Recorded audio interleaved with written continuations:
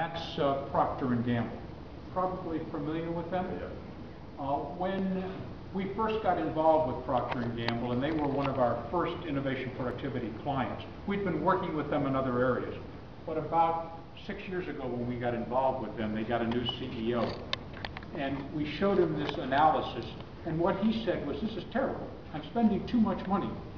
And one of the reasons is he had a 90%, so it's an extreme. 90% of the ideas were coming from the inside. Now, I've had the privilege of working with Procter & Gamble since 1981, off and on as a consultant. And so I understood how they operate. They built a separate research and development facility, very high security. You felt like you were going to a military installation, because this is all very secret stuff. If it gets out, then the competition will know what we're doing, they'll copy us and so forth. So it's all very secretive.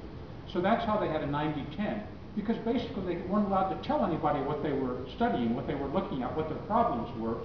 And so when the new CEO figured this out, he said, "This is crazy." And so he brought them all together and he said, "Fundamentally we have a problem, because there seems to be some belief in this company that we have hired all of the intelligent people in our areas of investigation.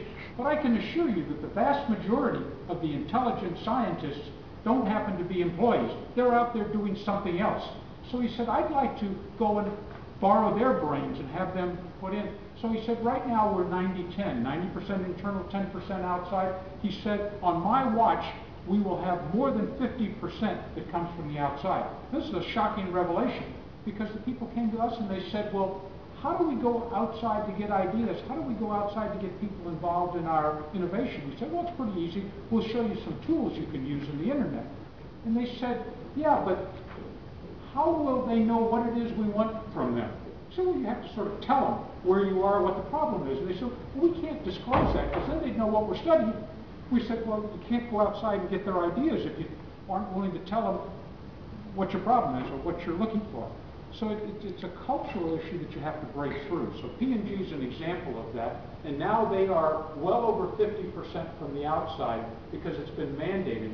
But now they understand that this indeed is far more productive and goes far faster, because there are some bright people outside of the organization.